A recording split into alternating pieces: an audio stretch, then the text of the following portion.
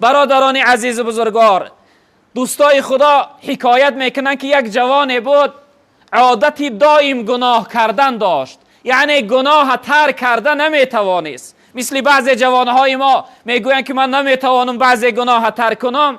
این جوانم چنین بود، میگه گناه ترک یعنی گناه بس کردن نمیتوانست.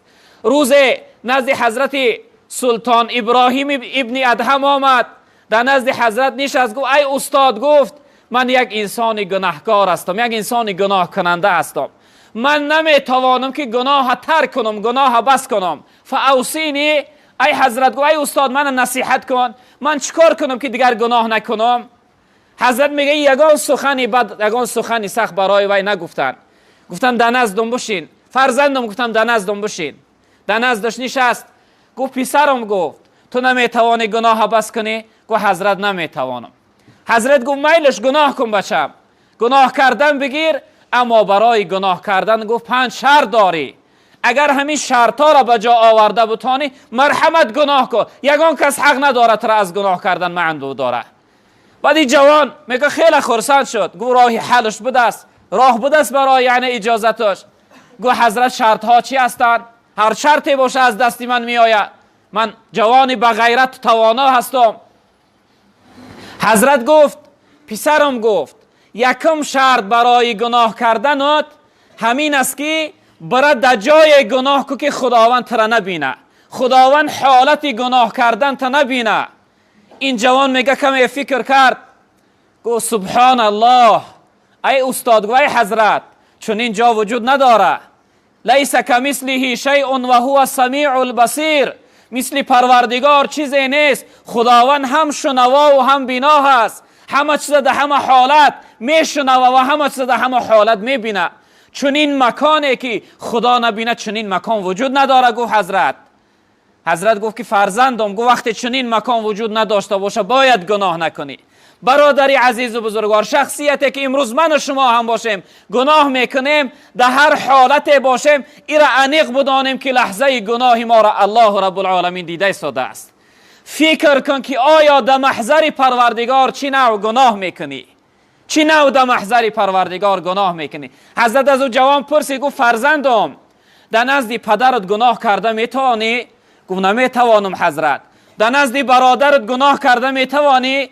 گفت نمیتوانم. در نزد دوستت گناه کرده میتوانی؟ گفت حضرت نمیتوانم. گفت چی خاطر نمیتوانی؟ گفت از اونها شرم میدارم، از اونها میترسم.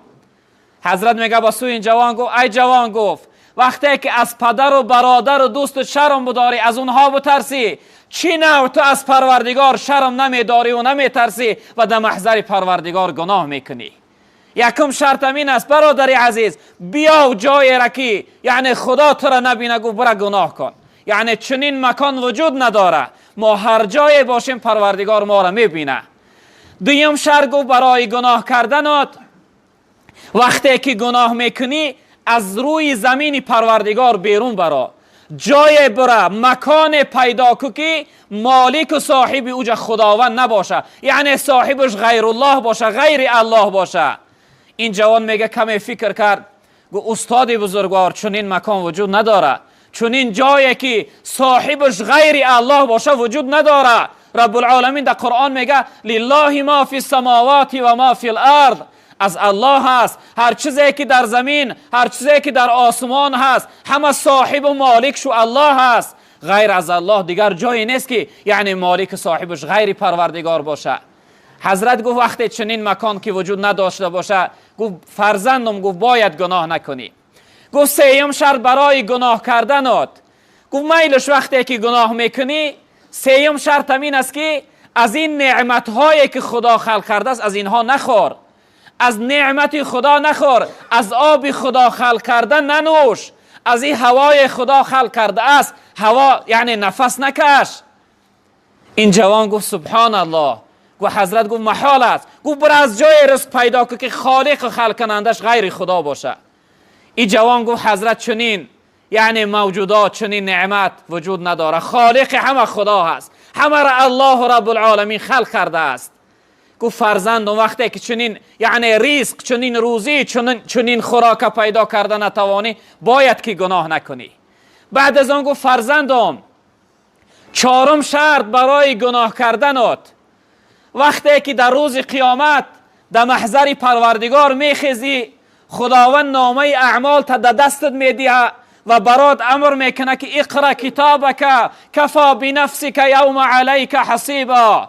رب العالمین میگه بخوان کتاب تا در دنیا چی کار کرده بودی، عبادت و بندگی کردی یا گناه، بخوان. امروز به نفس خودت کفایه کن، امروز برای تو روز حساب است. حضرت گوی جوان وقتی نامه اعمال تا خواندی، در نزد خداوند بگو ای پروردگار گناه ها را من نکردم، اینها را در حق من تهمت کردن نوشتن، این گناه ها را من کردگی نیستم، این کار که یعنی گناه تا بگردن نگیر. این جوان گفت سبحان الله، گوی حضرت این محال است، ناممکن است. رب العالمین در قرآن میگه الیوم نختم علی افواههم و تکلمنا ایدیهم و تشهد ارجلهم بما کانوا یکسبون. میگه روز قیامت روزی هست که خداوند دهنهای مردم مهر و پیچت میزنه، دهن محکم است. در قیامت این دهان دیگه صحبت نمیکنه برادر عزیز. و تکلمنا ایدیهم، رب العالمین میگه گپ میزنه به ما دستای مردم. و تشهد ارجلهم، شهادتی و گواهی میدهد نزد ما پاهای مردم بما کانوا یکسبون، با اون کسب و عملی که در دنیا کرده بودن، در دنیا داشتن.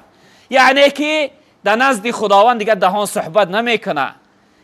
این حضرت گوی جوان وقتی که در نزد خدا این کار کردن نتوانی، باید گناه نکنی. گفت پنجم شرط برای گناه کردن جوان محترم این است که اگر گناه میکنی، گفت در روز قیامت وقتی خداوند حکم کرد که این گناهگار از سوی دوزخ ببره، ملائکه های عذاب وقتی تو را کشان مجبور به سوی دوزخ میبرن، اون لحظه تو یعنی دوزخ رفتن به گردن نگیر، بزن خود را از چنگال اونها خلاص کن، بگو من راضی نیستم، من دوزخ نمیروم. میگه این جوان گفت که سبحان الله، گفت حضرت این ناممکن است. اون ملائکه بسیار ملائکه بدهیبت هستند، بسیار ملائکه های بیرحم هستند که یگان ذره دل اونها برای انسان گناهگار نمیسوزه، از چنگال اونها یگان کس خلاص کردن نمیتوانه. حضرت گفت فرزندان وقتی که این 5 شرط به جا آورده نتوانی، باید که گناه نکنی. یعنی که ما و شما هم برادران عزیز بزرگوار وقتی گناه میکنیم، این نصیحت حضرت، این 5 شرطی که گفته است یگان کسی ما و شما به جا آورده نمیتوانیم، باید که گناه نکنیم، باید که یعنی که دائم چیکار کنیم، اهل عبادت، اهل طاعت، اهل ذکر باشیم و از اون خاطرات تلخ، از اون گناهایی که در حیات کردیم، از تحت دل نزد خداوند گریه کنیم و توبه داشته باشیم.